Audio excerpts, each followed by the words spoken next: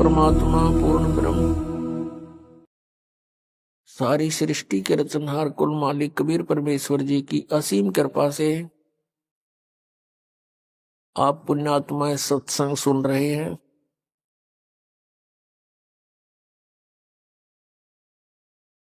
सत्संग में आने से प्राणी को ज्ञान होता है कि मनुष्य जीवन किस लिए प्राप्त हुआ, इसका उद्देश्य क्या था, हम कर क्या रहे थे, हमने करना क्या चाहिए था। ये सब जानकारी सत्संग से होती है। हम यहां जन्मते मरते हैं।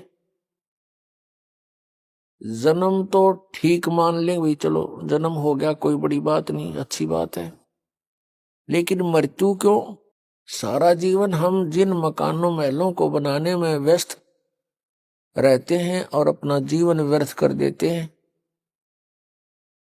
सब बना बनू करके और बनाते बनाते बीच में मृत्यु हो जाती है।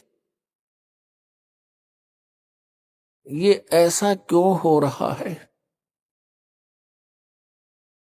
जब तक हमें तत्व ज्ञान प्राप्त नहीं होता तो हम सभी को अज्ञान रूपी मोतियाबिंद होता है। परमेश्वर स्वयं आते हैं, वो इस अज्ञान रूपी मोतियाबिंद का ऑपरेशन करते हैं।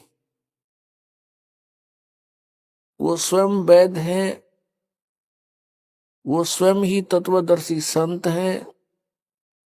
उनके अतिरिक्त कोई भी आध्यात्मिक ज्ञान को नहीं जान सकता, या फिर जिसके ऊपर परमेश्वर स्वयं ही रजा बख्शते हैं वही जीव परमात्मा के उस तत्व ज्ञान से परिचित हो पाता है।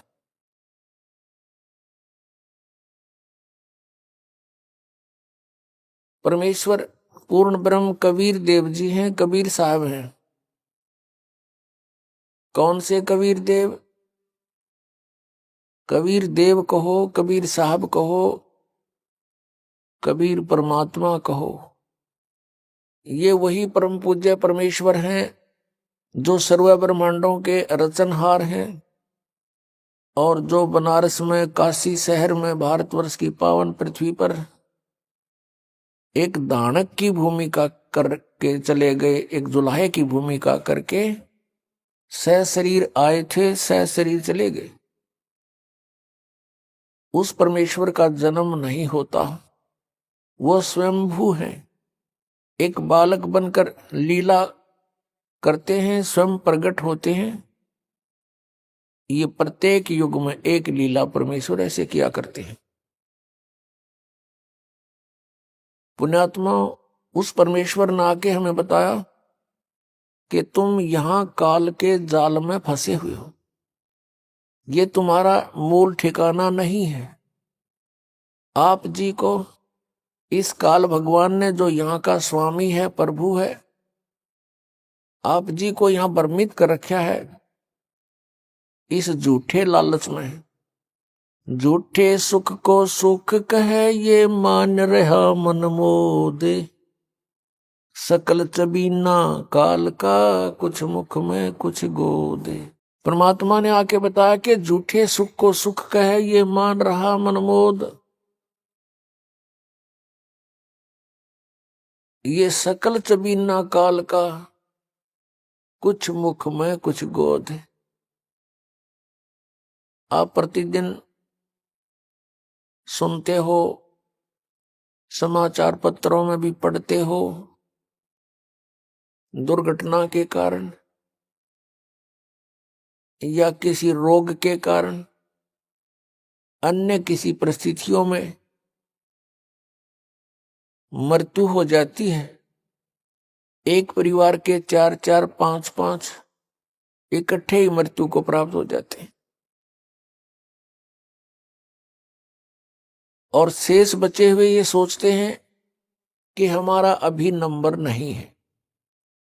नंबर तो है, इतना तो हमें पता है कि मृत्यु तो होगी, लेकिन अभी नहीं। ये अभी नहीं वाली जो हमारे अंदर एक घर कर गई है बात, ये हमारे लिए बहुत भयंकर है, बहुत दुखदाई है।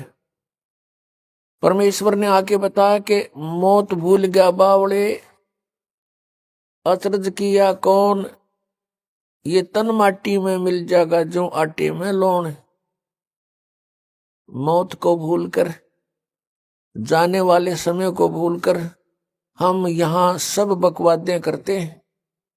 और यदि किसी प्राणी को कोई ऐसा असाध्य रोग हो जाता है और उसको ये पता लग जाता है कि इसका कोई ट्रीटमेंट नहीं, कोई उपचार नहीं है, तेरी मृत्यु डेफिनेट है, उसकी स्थिति जानकर देखो, जो शेष बचे हुए ये सोचते हैं कि हमारा अभी नंबर नहीं है। उस रोग के उजागर होने से पहले वो भी यही सोच रहा था कि मेरी अभी मृत्यु नहीं है, क्योंकि अभी मैं 40 वर्ष का हुआ हूं और 100 वर्ष तक की आयु मानकर हम यहां सेट हुए बैठे हैं। लेकिन हम भूल जाते हैं कि वो व्यक्ति चले गए जो 20 वर्ष के थे, कोई 30 वर्ष के थे, जिनके छोटे छोटे बच्चे थे, उनको छोड़कर चले गए। अचानक मृत्यु होगी किसी रोग से, एक्सीडेंट से, तो वो भी यही सोच रहे थे कि हमारी अभी मृत्यु नहीं है। पुण्यात्माओं, ये सब काल का जाल है, जीव के बस से बाहर है। इसलिए परमात्मा ने आकर के हमें एक मेथड बताया, एक विधि बताई कि तुम इस विधि से इस काल के जाल को काट सकते हो, इससे ऊपर उठ सकते हो। क्योंकि ये 21 ब्रह्मांड का स्वामी है जो हमको यहाँ रोके हुए है। ये श्री ब्रह्मा, श्री विष्णु, श्री शिव जी के पिताजी हैं और दुर्गा इनकी माता है। श्री ब्रह्मा, श्री विष्णु, श्री शिव जी, रजगुण ब्रह्मा, सतगुण विष्णु, तमगुण शिव जी की। ये 16 कला के भगवान कहलाते हैं और इनका पिता 1000 कला का प्रभु है। और हमारी कोई कलाएं नहीं, हम एक जीव संज्ञा में। तो श्री ब्रह्मा, श्री विष्णु, श्री शिव जी को भी वो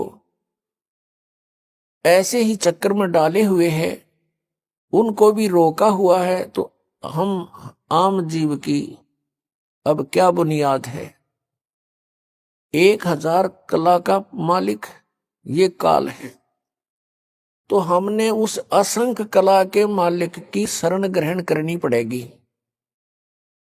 उस असंख्य कला के स्वामी के आड़ में, ओट में, उसके सहारे से हम इसके काल के